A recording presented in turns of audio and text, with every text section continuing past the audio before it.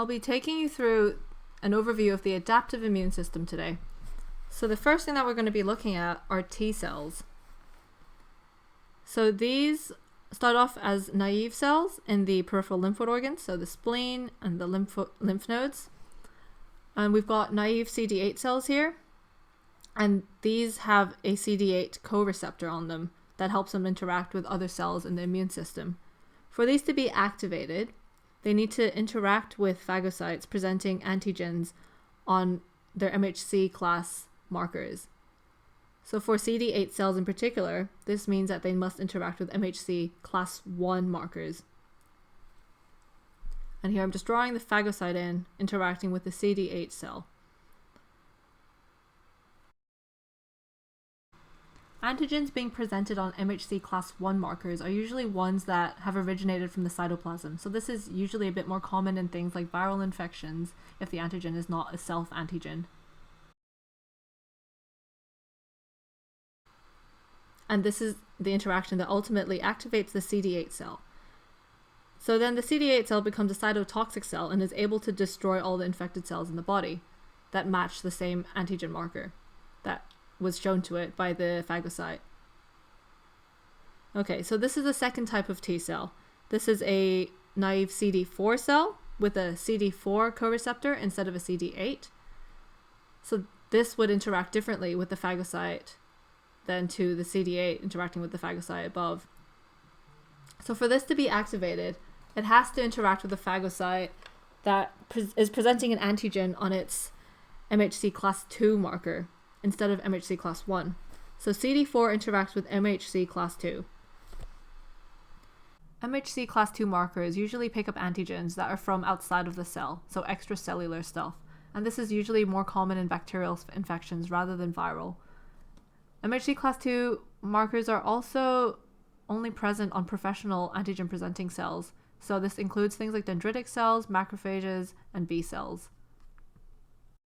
So this interaction activates the CD4 cell into becoming a T helper cell, which enhances the immune response. So this can include activating B cells, activating natural killer cells, other phagocytes. And it's also pretty important to note that you need a T helper cell to help you activate the CD8 cell into becoming a cytotoxic cell. So these two pathways are sort of linked.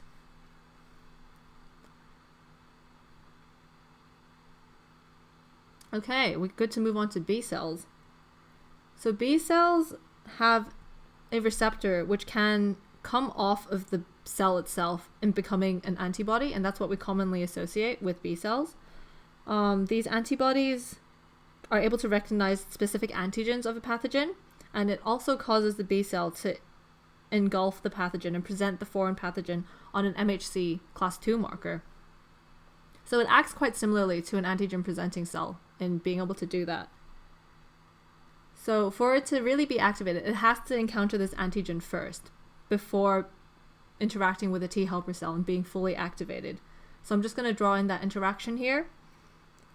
We've got the pathogen and its antigen interacting with the B cell, and we also have this antigen in particular being displayed on the B cell's MHC class 2 marker.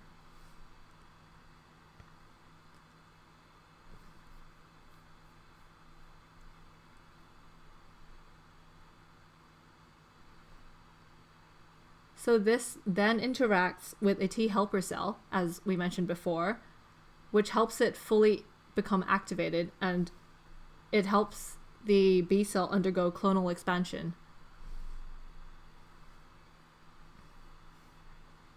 So once the B cell is fully activated, it can become one of two things. It can become either a memory B cell, which forms the memory of a specific antigen, and it means that if you're infected by the same antigen in the future, you can resolve the infection quite quickly.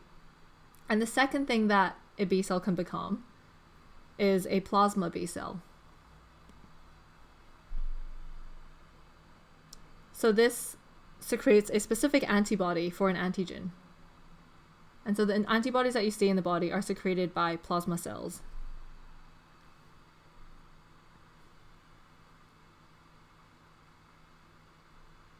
So these antibodies can go on to carry on variety of functions. And you can probably look in our slides to find out a little bit more about what exactly they can do. Okay, and one final thing to note is that all T cells require two signals to be activated. So you have that interaction between the MHC peptide and the co-receptor, but you also need another protein that interacts with the cell for it to really be fully activated. And for the CD8 cell in particular, you need that co-stimulation as well as the help of the helper T cell for the CD8 cell to really become cytotoxic and fully activated. And a little way to remember which MHC marker interacts with which T cell is that CD8 interacts with MHC1, 1 times 8 is 8, and CD4 interacts with MHC2, so 4 times 2 is also 8. So that's just a little handy tip for you. That's pretty much it for the overview of the adaptive immune system. Thanks so much for tuning in.